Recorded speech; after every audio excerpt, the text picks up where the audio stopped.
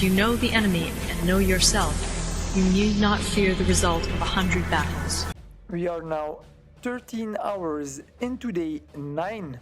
Let's start as usual with Africa. Ben-Chualand has now landed in Saudi Arabia, and as you can see from his troop movements, he is preparing for war against Syria.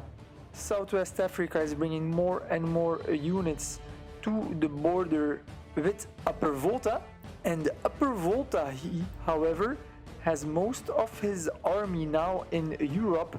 He is in war with Italy. This comes of no surprise. However, Italy has waited to attack Upper Volta until the UK was defeated. Italy has no chance but to attack Upper Volta because he knows he will be next. But by doing so, he risks to weaken himself and getting attacked in the back by Poland. Poland is only at war with the Volga Perm at this time, but this is probably because some territory over here rebelled to him and got taken back. The situation is still the same with Volga Perm. He still has all his units concentrated here, and both Argolanst and Turkistan are not able to deal with this. You can see that Turkistan actually has put all his units together in a giant stack. 35 rocket artillery, 5 regular artillery, 40 artillery pieces protected by 20 anti-air, actually 23, 4 armored cars as scout units, however those need to get upgraded, a bit of infantry, 22 medium tanks, oh boy, and all in one stack. Why would you do that? I don't know. Well, I do know actually, because this is like the only province from which Volga Perm can attack him. But then again, your whole army in one stack, why would you put 40 artillery in a stack if only 10 are going to open fire? Ural now has almost been defeated. He has put all of his units here in the province of Nadim. He still has the rest of his army in the same location like yesterday, and he isn't moving anymore, so he might have left the game. Maklik is in war with Sumatra. He's dealing with that rather fast. However, his 2 armored cars are soon going to have a surprise, as we've got a small stack here from Sumatra who will very efficiently wreck the armored cars. Maklik is bringing here his infantry to the hills. Could be for the nighttime to have his units safe, and you can see Sumatra is sticking to the coast in the range of his battleships. He has 1 stack here of 17 units, 6 artillery powered by 9 battleships, but it's only gonna help him when he's at the coast. But still, if Sumatra wants to be more efficient, he will have to go into the mainland. Sumatra has waited too long. He hasn't brought his armies on the mainland, or at least not enough of them. And Maklik is coming with large stacks. He's making units that are best for the Pan-Asian doctrine: light tanks, armored cars, artillery. Sumatra has a couple of units here, but it's not going to be enough. 2 anti-air, 4 armored cars, 2 artillery, 1 infantry, 2 light tanks, and 9 rocket artillery. But they are in the hills, so that's a good advantage.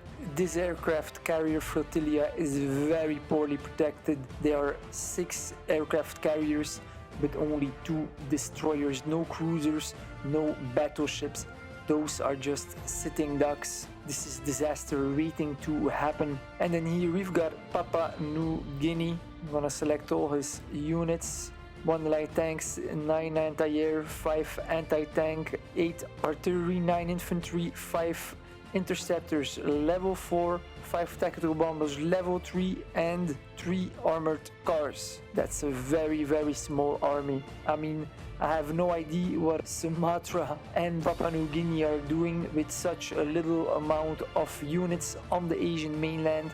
They should have gone all in, which they didn't. And I see 17 planes over here. What's that? Oh wow, 11 tactical bombers level 3 and 4 interceptors level 4. What are those doing over here, man? You need to get them in the Asian mainland. Anyhow, let's see what's in Australia. Only a few units. Nationalist China has a very big air fleet. 15 interceptors level 3, 9 naval bombers level 3, 1 interceptor level 2, 3 interceptors level 4, 4 tactical bombers, 1 tactical bomber level 3, and another 4 level 4 naval bombers. But he doesn't have that many land units, however. He has more planes over here. Papua New Guinea was able to take over all of Korea, which he will be able to use as a foothold to continue into Asia. These aircraft carriers, however, are protected very well. 4 aircraft carriers protected by 2 battleships, 7 cruisers and 6 destroyers, 10 interceptors and 2 tactical bombers. That should actually have been 2 naval bombers and it would have been perfect. Khabarovsk is bringing more units to his south. He's advancing into Siberia, but it's going very slowly. Let's go to North America now.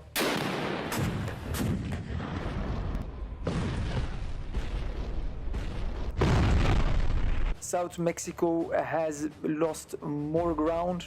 Kansas is completely defeated now. He has been attacked both by Kentucky and Northwest Territories.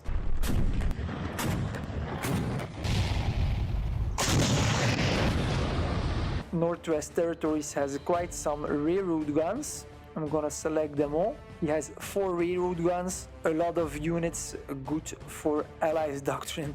I'm not gonna read them all, otherwise this video is going to last 1 hour. But as you can see, this is a very good army for Allies doctrine. Also, Illinois has quite some railroad guns. He has 4 over here, but he also has 4 on the front with South Mexico.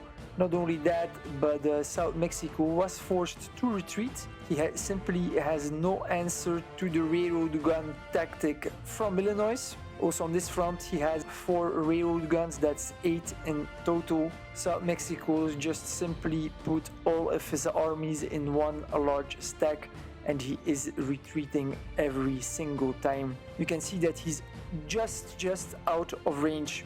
With nowhere to go, he can only go over here or over here. So if this railroad gun moves forward, he's going to be able to attack this stack for a long time. Yeah, South Mexico chose a bad place here to defend. I guess he's kinda tries to protect both this province here and this province over here, but it puts him very close into the range of those railroad guns, whom are very dangerous. The rest of his country is completely empty. If only Colombia knew this. Colombia has submarines over here. He's scouting everywhere. I mean, it's only a matter of time, I guess, before that Colombia is going to attack. I don't know what he's waiting for. I don't know what these two are up to. East Amazonas is bringing all his units, or a lot of... I mean, this is chaotic. All those units, they're all spread out all over the country. I don't really see any invasion force. They're just everywhere. But it doesn't look like South Mexico or Upper Volta are in any immediate danger of being attacked by the South Americans. We will see what will happen in the next days.